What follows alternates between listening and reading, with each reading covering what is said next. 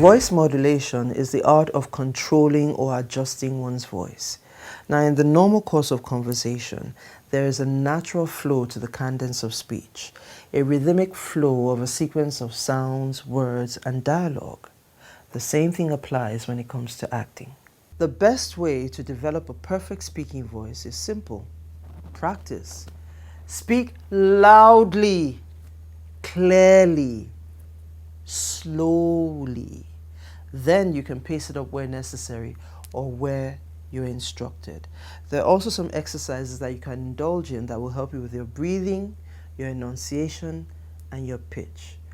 Also, always make time to practice reading your script out loud. There are 6 elements of vocal variety. 1. Volume, loudness, pitch, rise and fall, pace, rate, pause, silence, resonance, timbre, and last, intonation. Modulating your voice, i.e. choosing to go louder or softer, faster or slower, emotional or dramatic, simply means using your voice and your tone to convey your message more effectively. Even when the characters are shouting, trust me, there is a method to the madness. As an actor, it is imperative that you listen to a scene as it is playing out. Listen. You can't just blurt out your lines. There are places where you can raise or lower your voice for emphasis, other places where you can pause to underscore an important point or to make your next line more powerful. In these parts, actors tend to shout. Perhaps that's because we're naturally loud and boisterous, especially when expressing anger. But that doesn't always necessarily serve the purpose. Sometimes using a low and quiet voice can be more effective. Plus, your speech delivery must always, and I mean always, be in keeping with your character.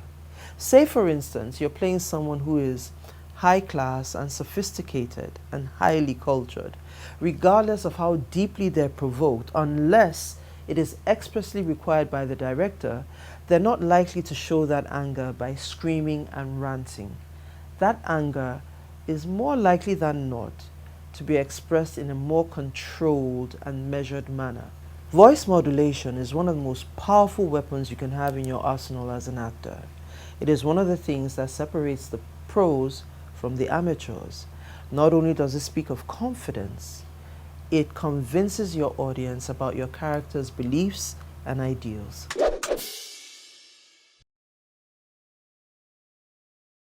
Now I'm going to share with you 3 simple exercises that you can do in the privacy of your home that can help you, 1, with your pitch, 2, with your enunciation, and 3rd, with your breathing. The first one to help with your enunciation is practicing with what we call tongue twisters.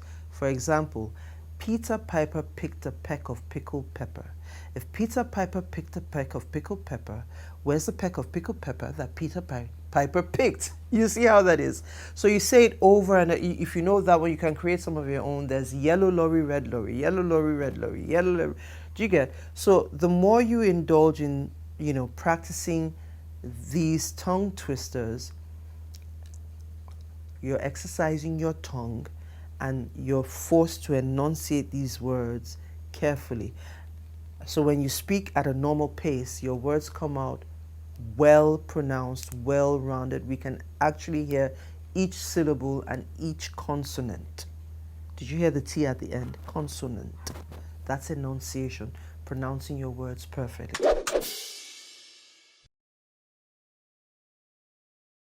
The second exercise I'm about to show you is one that will help with your breath control.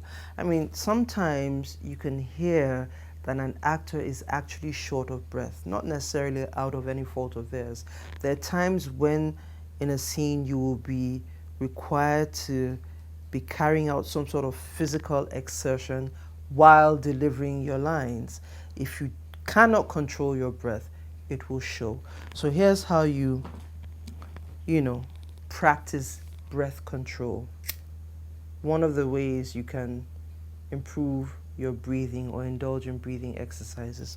So first things first, you light a candle. Now I'm going to be blowing air on this candle, but I'm going to be doing it so gently. The objective is to continue to blow. I'm going to take a deep breath and continue to blow out all that air without extinguishing the candle. Let's see if I can get it the first time around. So here I am taking the deep breath.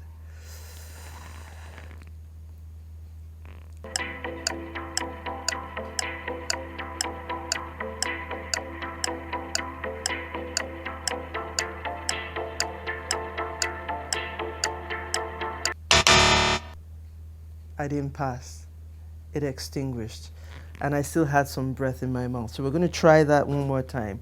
So the whole idea is to empty out that deep breath that you're holding until it's all done, and be sure that you do not extinguish the flame. I'm going to try that again. Haven't done this in a while. That's no excuse.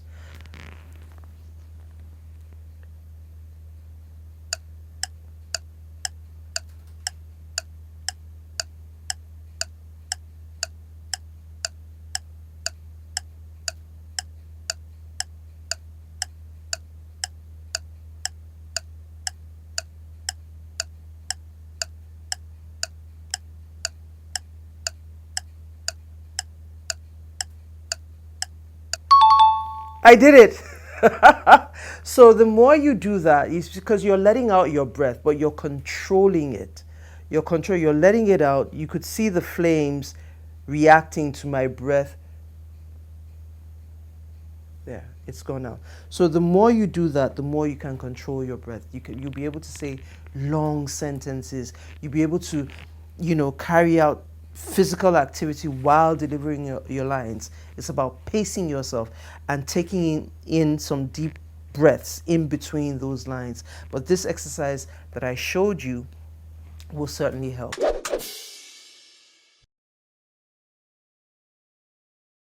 Now the third exercise will help with your pitch.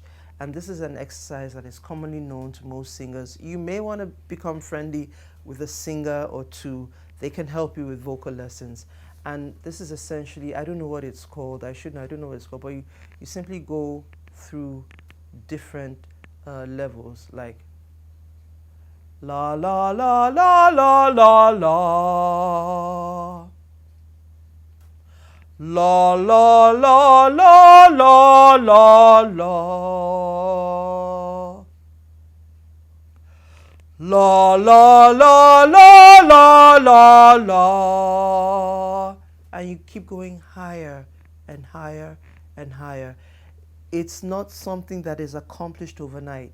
You do this over and over again. Your vocal cords are expanding. You're developing more control.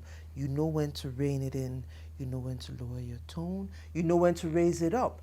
There's so many different ways to deliver a line. For instance, in these parts, we always assume that anger has to be shown via shouting. You dey crazy, you dey mad. Sometimes anger is more effective if it's delivered on a quiet note. Are you crazy? Are you mad? I can just about kill you right now. Sometimes quiet and low is a lot more effective, but you'll figure it out between you, the script, and your director. You will find what is required until you find the perfect pitch for the lines you need to deliver. So those are just 3 of the exercises that you can use. It's up to you to go Google some more.